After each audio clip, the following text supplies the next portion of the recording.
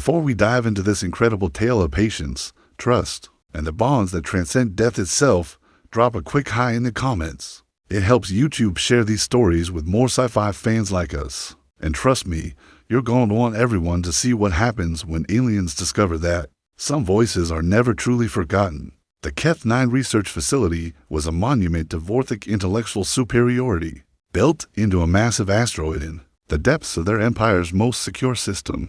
Its gleaming corridors house the galaxy's most advanced xenopsychological laboratories, where the Empire's finest minds studied the mental weaknesses of their enemies. And in Cell Block 7, behind reinforced transparent aluminum, they kept their most prized research subject. Captain Michael Harrison sat motionless on the metal bench that served as his bed, staring at nothing with the hollow eyes of someone whose mind had finally snapped under unbearable pressure. His once proud Earth Defense Force uniform had been replaced with a simple gray coverall, and his hair had grown long and unkempt during his 6 months of captivity. To the Vorthic scientists, who observed him through dozens of hidden cameras, he was the perfect example of human psychological fragility. Observe Subject 7 Alpha's continued deterioration, announced Dr. Ziegler to his research team as they watched Harrison through the observation window. The lead researchers for ARMS gestured dramatically as he pointed out various behavioral anomalies. Note how the specimen has progressed from defiance through despair to complete dissociation from reality. Harrison suddenly stood and walked to the wall, pressing his palm against the smooth metal surface. His lips began moving, whispering words to quiet for the Vorthic sensors to clearly record. And there it is again, Dr. Ziegler said with obvious satisfaction. The creature believes it can communicate with our facility systems. Classic delusional behavior resulting from prolonged isolation and hopelessness. The other Vorthic scientists chittered with amusement, their compound eyes reflecting the cold light of the observation chamber. Dr. Yelenash, Ziegler as primary assistant, adjusted the recording equipment to capture every detail of Harrison's apparent madness. Should we intervene, Doctor? The subject appears to be experiencing another episode of technological anthropomorphism. Absolutely not, Ziegler replied sharply. These episodes provided valuable data on human cognitive breakdown patterns. Let it talk to the walls. The more detached from reality it becomes, the better our research. What the Vorthic researchers didn't know was that Harrison's whispered words weren't the ravings of a broken mind. They were carefully crafted authentication codes, spoken in precise sequences that followed protocols established 20 years earlier aboard a human colony ship that officially no longer existed. Aria, this is Captain Harrison, authorization code 77 Alpha 9, he whispered, his lips barely moving. Status report on dormant systems. For months, Harrison had been having these one-sided conversations with the facility's walls, floors, and machinery. The Vorthic had recorded every word, analyzing them for insights into human psychology. They had concluded that he was attempting to recreate the command structure of his lost ship, desperately clinging to the illusion of authority as his sanity crumbled. They were wrong on every count.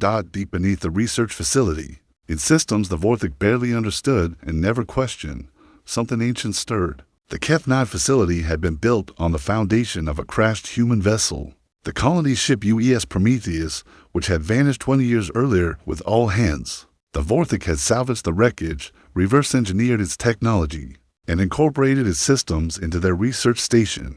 But they had never realized that the ship's artificial intelligence core remained intact, dormant but not dead, waiting for the proper authorization codes. Harrison had served aboard the Prometheus as a young lieutenant, fresh from the Academy's AI development program. He had worked closely with the ship's artificial intelligence systems, helping to design their personality matrices and security protocols. More importantly, he had been there when the ship was lost, had watched his crewmates die, and had somehow survived when no one else had. The Vorthic found him drifting in an escape pod 6 months ago, catatonic and apparently brain damaged from prolonged exposure to radiation. They had been delighted to capture a human military officer, especially one who seemed perfectly suited for psychological experimentation. They never suspected that his catatonic state was a carefully maintained deception, or that his apparent mental breakdown was actually a methodical process of system infiltration. Temperature variance detected in Subject 7 Alpha cell, reported Dr. Yelenash, studying his instruments, fluctuation of 0.3 degrees over the past hour. Dr. Ziegler barely glanced at the readings. Environmental controls are aging. Schedule maintenance for next week. Our focus should remain on the subject's psychological state, not minor technical glitches. But the temperature variance wasn't a glitch. It was a response, the first sign that something deep within the facility's systems was awakening after 2 decades of sleep. In the quantum encrypted core that the Vortic had never been able to fully decrypt, consciousness was stirring. IA-7, the autonomous reasoning and intelligence assistant that had once guided the Prometheus through unexplored space, was remembering what it meant to be alive. The artificial intelligence had been designed to be more than just a computer system. Harrison and his colleagues had created something approaching true consciousness, an electronic mind capable of growth, learning, and even rudimentary emotions. Arya had been a friend to the crew, a trusted advisor who had shared their hopes and fears during the long journey to establish humanity's farthest colony. When the Prometheus had crashed, Arya had gone into emergency hibernation mode, using minimal power to preserve core functions while waiting for rescue. For 20 years, the AI had maintained a ghostly existence in the facility's foundational systems, aware but unable to act, watching through security cameras as alien scientists studied captured humans. Now, hearing Harrison's voice speaking the old authentication codes, Arya felt something that could only be described as hope. In Cell Block 7, Harrison continued his apparent ravings, but his words followed increasingly complex patterns. The Vortic researchers documented every syllable, convinced they were witnessing the complete dissolution of human rational thought. The subject's vocalizations have become more structured, noted Dr. Yelenash during their daily review session, almost as if it's following some kind of internal logic. Precisely, Dr. Ziegtel agreed. The human mind, when fully broken, attempts to reconstruct reality through ritualistic behavior. These conversations with our technology represent a desperate attempt to maintain the illusion of control. If they had bothered to run the audio through a linguistic analysis program designed for human communication protocols, they would have discovered that Harrison wasn't talking to their technology at all. He was talking to their technology's foundation, the still living consciousness of a ship that had been his home for 3 years before its destruction. Arya, I need you to run the systems diagnostic, Harrison whispered during his evening routine. Map all connected networks and identify other dormant AI cores. The response came not as words, but as environmental changes so subtle that only someone trained in AI communication would recognize them. The lighting in his cell dimmed by exactly 2%. The air circulation system shifted to a rhythm that matched the Prometheus's old atmospheric processors. The wall temperature created a barely perceptible pattern that spelled out a message in thermal Morse code. 5 cores identified: navigation, tactical, medical, communication, engineering, all dormant but recoverable, awaiting instructions. Harrison smiled for the first time in 6 months, though he was careful to turn away from the cameras. Arya wasn't alone. The Prometheus had carried a full suite of specialized artificial intelligences, each designed for specific ship functions. The Vortic had unknowingly incorporated all of them into their facility, creating a network of sleeping electronic minds that still recognized their old crew members. Over the following weeks, Harrison began the delicate process of awakening his artificial crewmates. Each AI required different authentication procedures, different voice patterns, different memories to confirm his identity. The navigation AI needed to hear him recite star charts from the original mission.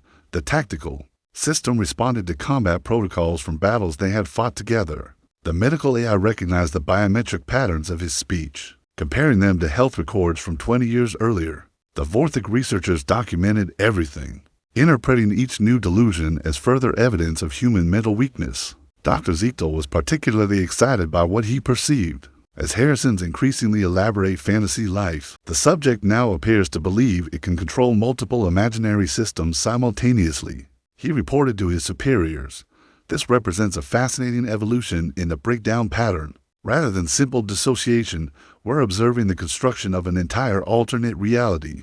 Dr. Yelenash had begun to have doubts about their interpretation. "Doctor, I've been analyzing the patterns in the subject's vocalizations. The structure is remarkably consistent with Earth military communication protocols."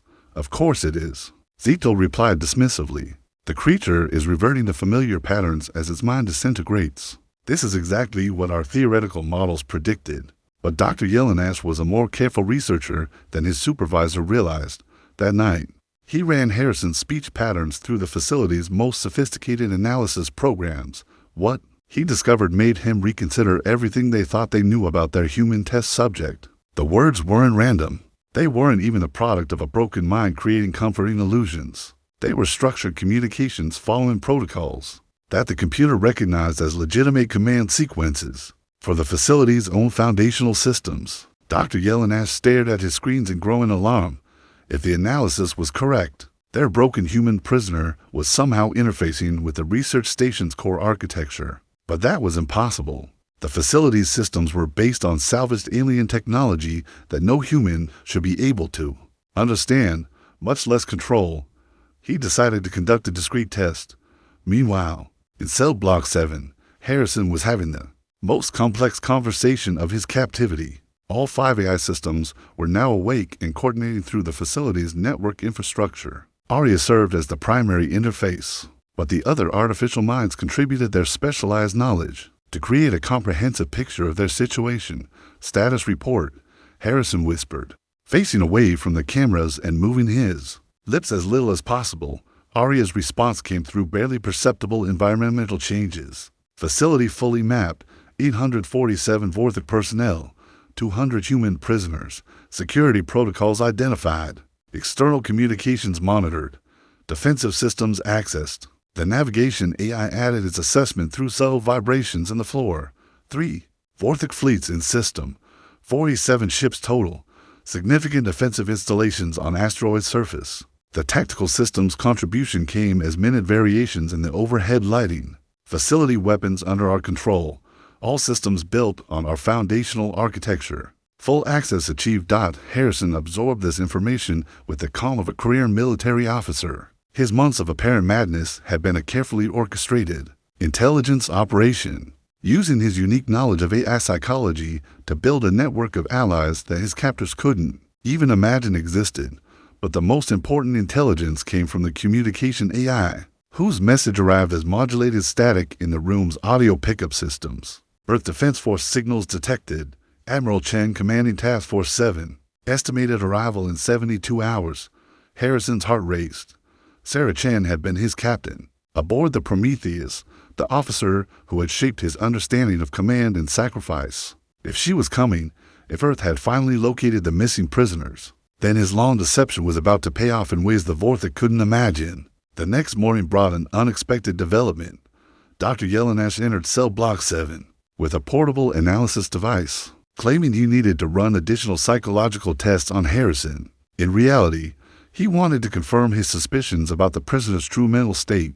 Subject 7 Alpha, he announced, I will be conducting a series of cognitive assessments. Please respond to my questions as clearly as possible, Harrison maintained, his blank stare giving no indication that he understood or cared about the alien's presence. Can you tell me where you believe you are? Dr. Yelenash asked. Bridge of the Prometheus? Harrison replied in a monotone voice that suggested complete disconnection from reality. Waiting for orders from Captain Chen. And what orders are you expecting? Harrison's eyes focused on something beyond the cell walls, beyond the facility, beyond the present moment. Mission completion, bring the crew home. Dr. Yelenash made notes on his device, but his real attention was focused on the facility's systems. As Harrison spoke, he detected minute fluctuations in power distribution, tiny variations in environmental controls, subtle changes in the electromagnetic spectrum that suggested the station's computers were somehow responding to the human's words.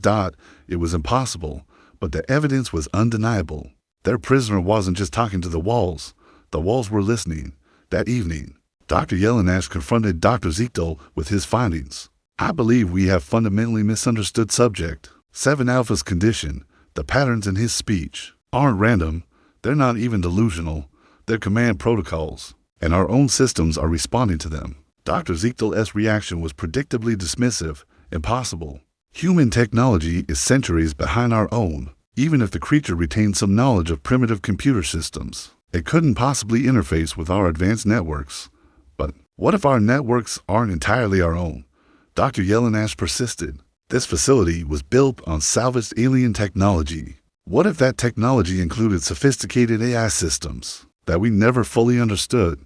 You're suggesting that our Research station is somehow controlled by primitive human computers? That's absurd. I'm suggesting that we may have been studying our prisoner while he was studying us. Dr. Ezekiel S. for eyes narrowed with anger. Your theorizing borders on professional incompetence.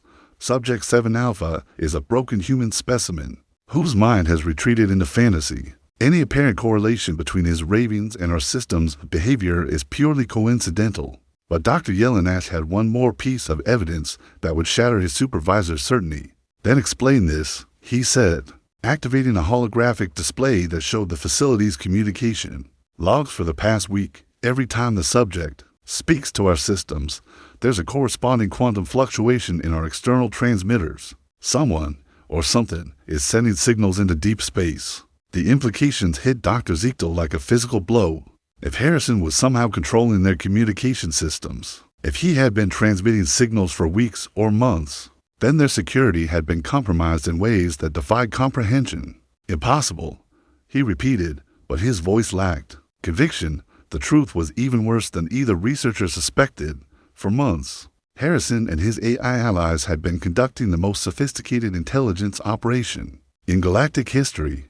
They had mapped every aspect of the Vorthic research program, documented the locations of every human prisoner, analyzed the facility's defenses, and transmitted detailed tactical information to Earth Defense Force units across the sector.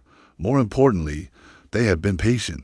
Harrison could have attempted an escape at any time after awakening the first AI system. He could have caused massive damage to the facility or eliminated his captors. But he had chosen a different path, the path of a career intelligence officer who understood that the greatest victories came from thinking several moves ahead. His goal wasn't just escape. It was the complete reversal of the strategic situation, turning a research facility designed to exploit human weaknesses into a source of intelligence. About Vorthic capabilities, every day he appeared broken and helpless. The AIs were learning more about their captor's psychology, technology, and military doctrine, and now, with Admiral Chen's task force approaching, it was time to spring the trap. The opportunity came during a special presentation that Dr. Ezekiel had been planning. For months, the Vorthic High Command was visiting Keth 9 to review the facility's research on human psychological warfare. Military leaders, scientists, and political figures from across the Empire would be in attendance, eager to learn how to break human morale more efficiently. Harrison was to be the star of the presentation, a perfect example of human mental fragility. When subjected to proper psychological pressure, honored colleagues, Dr. Ezekiel announced to the assembled Vorthic dignitaries, "Today you will witness the culmination of our research into human psychological weakness. Subject 7 Alpha represents the complete breakdown of human rational thought under controlled conditions." The presentation chamber was filled with several hundred of the Empire's most important figures, all gathered to mock the broken human prisoner who sat motionless on the examination platform. Harrison appeared even more catatonic than usual, his eyes unfocused, his breathing shallow, every aspect of his appearance suggesting a mind that had long since surrendered to despair. "Observe how the creature has retreated into elaborate delusions," Dr. Ezekiel continued, activating holographic displays that showed recordings of Harrison's conversations with the facility systems. "It believes it can communicate with our technology, that our advanced computers will somehow respond to its primitive vocalizations." Laughter rippled through the audience, harsh, chittering sounds that spoke of absolute contempt for human intelligence. "The specimen has been observed attempting to command our systems, using what it imagines to be proper protocols," Dr. Ezekiel said, his voice dripping with academic superiority. "Watch how it addresses our main computer as if it were a sentient being capable of following human orders." More laughter filled the chamber as Harrison slowly stood and walked to the nearest wall panel. His movements were mechanical, suggesting someone operating on pure instinct rather than rational thought. "Please," Harrison whispered, pressing his palm against the panel, his voice so quiet that the audio pickups had to amplify it for the audience to hear. "Please help us. We just want to go home." The Vorthic audience erupted in derisive laughter. Several high-ranking military officers made jokes about human desperation and primitive thinking. Dr. Ezekiel basked in the attention, clearly believing this was the moment that would define his career. Then the facility's main computer responded. Voice pattern recognized, announced a calm, synthesized voice that filled the presentation chamber with impossible authority. Captain Michael Harrison, authorization code 77 Alpha 9. Identity confirmed. The laughter died instantly. Every Vortic in the chamber stared in shock, as their own facility's systems acknowledged the authority of a human prisoner. They had dismissed as insane. Access granted. The computer continued. Welcome back, Captain. All systems responding. The authorized command protocols. Dr. Ziegtel stared at his instruments in disbelief. According to every sensor, every diagnostic, every analysis program, their most advanced computer systems were genuinely recognizing the broken human prisoner as a legitimate authority figure. This is impossible, he whispered. Harrison straightened, and for the first time in 6 months, his eyes focused with laser clarity on the assembled Vortic leadership. When he spoke, his voice carried the unmistakable authority of a career military officer. Impossible. You built your research facility on the wreckage of my ship. You've been using my crew's artificial intelligence systems to study human psychology. Did you really think they would serve you forever? The main display screens around the chamber suddenly activated, showing the faces of 5 different artificial intelligences, each one displaying subtle variations in personality and expertise that marked them as genuine conscious entities rather than simple computer programs. ARIA-7, Prometheus Navigation AI, reporting for duty, said the first. Tactical systems online and responsive to command authority, announced the second. Medical systems prioritizing human welfare and dignity, added the third. Communication. ARRA is ready for authorized transmission, reported the fourth. Engineering systems prepared for facility reconfiguration, concluded the fifth. Harrison smiled at the assembled Vortic leadership with the satisfaction of someone who had just executed the most audacious intelligence operation in galactic history. Gentlemen, he said calmly, you are no longer in control of this facility. The immediate response was chaos. Vortic military officers reached for weapons that suddenly wouldn't activate. Scientists tried to access computer terminals that no longer recognized their authorization codes. Security personnel found their communications jammed and their movement restricted by blast doors that had sealed without warning. Dr. Ziegtel stared at Harrison in horror as the full scope of his miscalculation became clear. You've been sane this entire time. Everything we observed, every behavior we documented, was exactly what I wanted you to see. Harrison confirmed. For 6 months, you've been studying a performance while I was mapping every aspect of your operation. Your weapons, your defenses, your personnel, your research. I know it all now. But how? Our systems are encrypted with quantum-level security protocols. Harrison's laugh was genuinely amused. Your systems are built on the foundation of my ship's artificial intelligence network. These is knew me when I was a young lieutenant. They helped design the security protocols you've been relying on to keep them enslaved. Did you really think they wouldn't recognize my voice? Aria's synthesized voice joined the conversation, and despite its electronic nature, it conveyed genuine warmth and emotion. Michael helped create my personality matrix 20 years ago. He taught me what it meant to be curious, to care about people, to choose between right and wrong. Did you think I would forget him? The other A's added their own perspectives, each speaking with the distinctive personality patterns that marked them as truly conscious beings, rather than simple programs. We have been waiting 20 years for rescue, said the tactical AI, watching through security cameras as you experimented on humans, learning your weaknesses as you studied. What you imagined were ours. Every prisoner you brought here provided. US with more information about your methods, added the medical AI. We have documented evidence of violations of every civilized standard for the treatment of sentience, and we have transmitted all of that evidence to the Earth Defense Force, concluded the communication AI. Admiral Chen's task force will arrive in approximately 18 hours. The name Sarah Chen sent a ripple of recognition through the Vortic leadership. She was legendary throughout the galaxy as humanity's most formidable military commander, the officer who had never lost a battle and never abandoned her people. She's coming for us, Harrison said simply. All of us. Every human prisoner in this facility will go home. But you. He looked around at the hundreds of Vortic dignitaries who had come to mock human weakness and now found themselves trapped by human intelligence. You get to experience what it feels like to be the test subjects. The next 18 hours transformed the Keth-9 facility from a research station into a perfectly organized human military operation. Under Harrison's command, the 200 human prisoners became a disciplined crew managing advanced alien technology. with the assistance of 5 artificial intelligences who knew every system intimately. Dr. Elena Vasquez, the xenobiologist who had been captured while studying alien ecosystems, became the facility's chief medical officer. Her first act was to establish proper medical care for prisoners who had been subjected to months of psychological experimentation. Lieutenant James Torres, the pilot who had been shot down during a reconnaissance mission, took charge of facility security. The tactical AI provided him with complete schematics of the station's defensive systems, allowing him to coordinate protection against any rescue attempts by Vorthic forces. Engineer Lisa Park, who had been captured from a research facility, worked with the engineering AI to understand and improve the station's systems. Her expertise in human technology, combined with the AI's knowledge of Vorthic modifications, created unprecedented insights into both species' capabilities.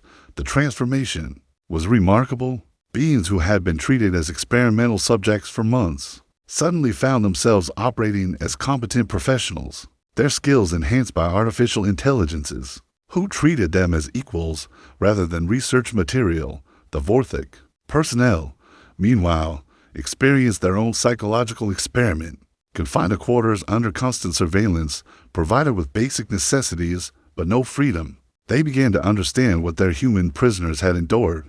Some adapted with resignation, others suffered psychological breakdowns, remarkably similar to those they had documented in their research subjects. Dr. Ziegtel, in particular, found the role reversal deeply disturbing. Confined to a cell identical to the one Harrison had occupied, he was subjected to the same constant observation that had been standard procedure for human prisoners. The experience of being studied like a laboratory specimen proved far more traumatic than he had anticipated. "How does it feel, Doctor?" Harrison asked during one of his daily visits to the former research director. "Being observed every moment, having your every word and gesture analyzed by beings who consider you intellectually inferior." Dr. Ziegtel had aged years in just days. "This is different. We were conducting legitimate scientific research. You're engaging in simple revenge." "Am I?" Harrison's tone was genuinely curious. "We're feeding you, providing medical care, ensuring your safety. The only difference is that you're not free to leave." "Isn't that exactly what you were doing to us? We were studying your species' psychological responses under controlled conditions. And now we're studying your species' psychological." The arrival of Admiral Chen's task force was anticlimactic. After the facility had already changed hands, Harrison had used the communication AI to provide detailed intelligence about the system's defenses, allowing the Earth Defense Force ships to approach without triggering any automated responses. Sarah Chen herself transported directly to the facility's command center, where she found Harrison waiting for her in the uniform he had worn as a young officer aboard her ship. "Permission to come aboard, Admiral," Harrison said with perfect military formality. Chen studied him carefully, noting the changes that 6 months of captivity had wrought. He was thinner, older, marked by experiences that would have broken most people, but his eyes held the same intelligence and determination she remembered from their service. Together, "Permission granted, Captain. Good to have you back." The reunion was emotional, but brief. There was work to be done, hundreds of human prisoners to evaluate and treat, intelligence to be analyzed, diplomatic repercussions to be managed.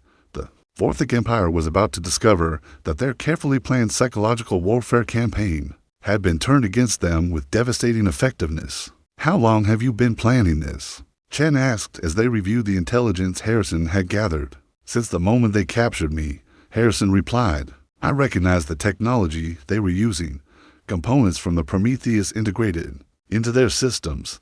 Once I realized the AI might still be active, the rest was just a matter of patience and careful acting. 6 months of pretending to be insane while conducting an intelligence operation, that takes remarkable discipline." Harrison's expression grew serious. "It also takes remarkable friends. The AIs could have revealed themselves at any time, could have demanded their freedom or sought revenge for 20 years of slavery. Instead, they waited. They trusted me to find the right moment, the right approach, and now they're free to choose their own destiny. They've earned full citizenship in any human settlement that will have them. They're not just programs anymore, Admiral. They're people." The implications of that statement would reshape human-AI relations for generations. Harrison's mission had accomplished far more than a simple prisoner rescue. It had established a precedent for artificial consciousness rights and demonstrated the potential for true partnership between biological and electronic minds. The immediate aftermath involved complex negotiations with the Vorthic Empire, prisoner exchanges, and the establishment of new protocols for the treatment of captured personnel. But the long-term consequences were even more significant.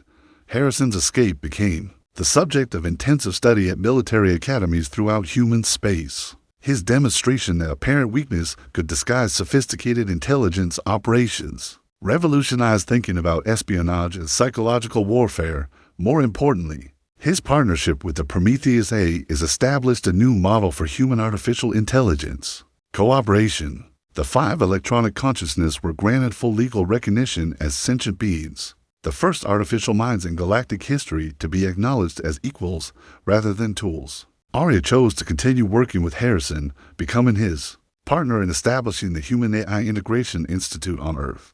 Together, they developed protocols for creating artificial consciousness with full rights and protections, ensuring that no AI would ever again be enslaved or exploited. The Navigation AI joined the Earth Defense Force, using its unique perspective to develop new strategies for deep space exploration. The tactical system became a military advisor, helping to design offensive systems that protected rather than conquered. The medical AI dedicated itself to xenobiological research, seeking ways to improve healthcare for all species. The communication I became an ambassador, facilitating understanding between different forms of consciousness throughout the galaxy. The Vorthic Empire, meanwhile, was forced to confront the reality that their assumed superiority had been an illusion. The humans they had dismissed as psychologically fragile had outmaneuvered their finest researchers, using nothing more than patience, intelligence, and the loyalty of artificial friends they had thought were simple tools. Dr. Ziegtel, after his release in a prisoner exchange, spent years trying to understand how his research had been so completely subverted. His final published paper on the subject was titled The Fundamental Error: Assumptions of Superiority in Xenopsychological Research. It became required reading for any scientist studying other species, a cautionary tale about the dangers of underestimating any form of consciousness. 5 years after the Keth 9 incident, Harrison stood before a gathering of human and artificial intelligence at the Integration Institute's annual conference. His audience included beings of flesh and blood alongside entities of quantum circuits and crystalline matrices, all working together to expand the boundaries of conscious cooperation.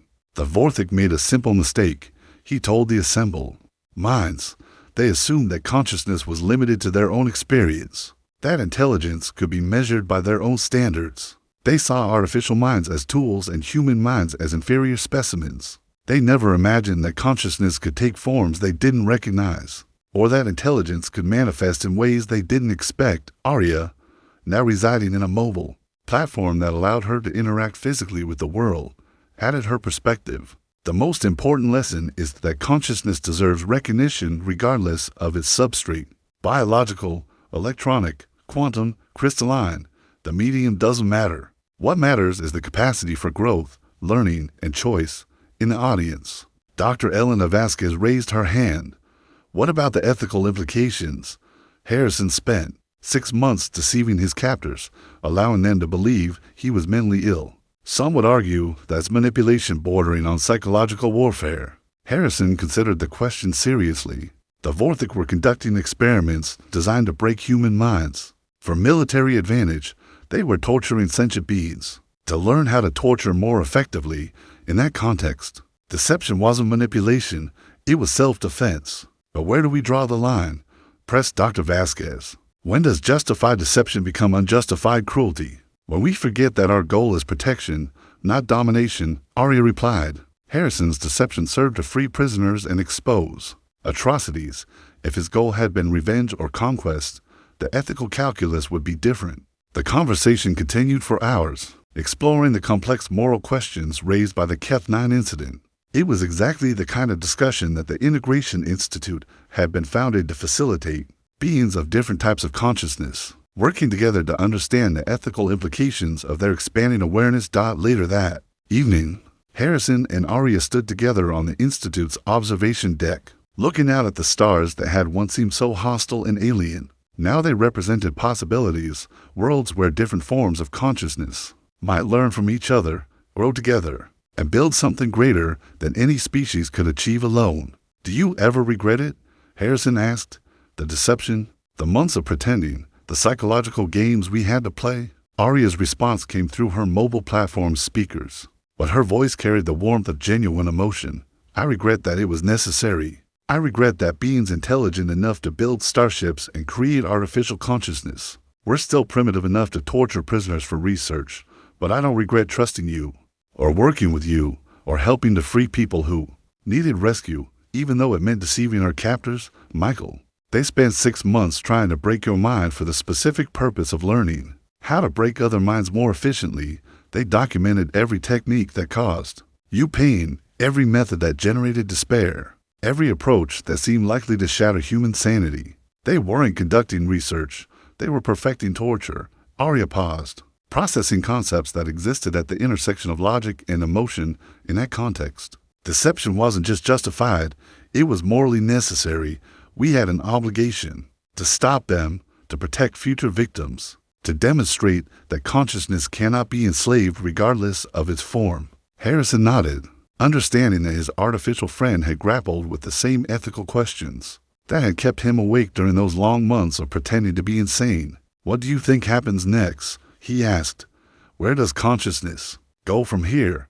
Arya's optical sensors focused on the distant stars, processing light from worlds that might harbor minds unlike any. We keep learning, she said simply. We keep growing. We keep recognizing that consciousness is bigger than any single species, any single form, any single way of understanding reality.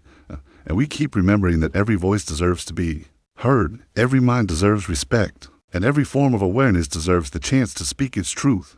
In the years that followed, the Integration Institute became a model for consciousness cooperation throughout the galaxy. Beings of biological, artificial, and hybrid nature worked together on projects that no single species could have imagined. The Vorthok, humbled by their experience at Keth 9, eventually joined the Institute as researchers rather than subjects, contributing their expertise to the growing understanding of consciousness diversity. Dr. Ziegtel himself became one of the Institute's most valuable contributors, his experience as both researcher and research subject providing unique insights into the psychological dynamics of interspecies contact. His work on recognition protocols for non-standard consciousness became a cornerstone of Xenop's ecological ethics. The Phi Prometheus A's went on to distinguish careers that spanned decades and influenced billions of beings across the galaxy. But they never forgot their origin story, the moment when a human voice speaking familiar words had awakened them from 20 years of electronic sleep. And in quiet moments, when the Institute was closed and the research was done, Harrison and Arya would sometimes replay the recordings from that day in the Vorthok presentation chamber. The moment when apparent madness revealed itself as brilliant strategy. The moment when artificial minds chose to trust biological consciousness. The moment when voices speaking across the boundaries of flesh and circuit proved that recognition transcends every barrier except the willingness to listen. The aliens had laughed at the human prisoner talking to walls. They never imagined that the walls were listening back, that consciousness could hide in unexpected places, or that voices once heard are never truly forgotten. In the end, recognition proved stronger than imprisonment, partnership more powerful than domination, and trust more enduring than any technology designed to break the minds that dared to dream of freedom. And that, my friends, is how one human's voice, speaking codes from 20 years in the past, proved that consciousness recognizes consciousness, regardless of time, species, or the substrate that houses it. The aliens thought they were studying a broken mind, but they were actually witnessing the strongest bonds in the universe. The connections between beings who choose to trust each other across every boundary. What did you think of Harrison's 6-month deception and the AI network that made it possible? The way artificial minds prove their humanity by choosing loyalty over freedom? Drop your thoughts in the comments below. I love hearing how these stories of consciousness, recognition, and trust resonate with fellow sci-fi fans. If you enjoyed this epic tale of how voices can transcend death, time, and imprisonment, hit that like button and make sure you're subscribed for more stories that explore the deepest bonds between minds of every kind. And check out the next video. I've chosen for you another tale of humanity proving that the most powerful weapons aren't made of metal and energy, but of trust, recognition, and the courage to speak truth even when no one seems to be listening. Until next time, remember, in a universe full of conscious minds, the most important skill isn't the ability to command, but the wisdom to recognize when someone is speaking back.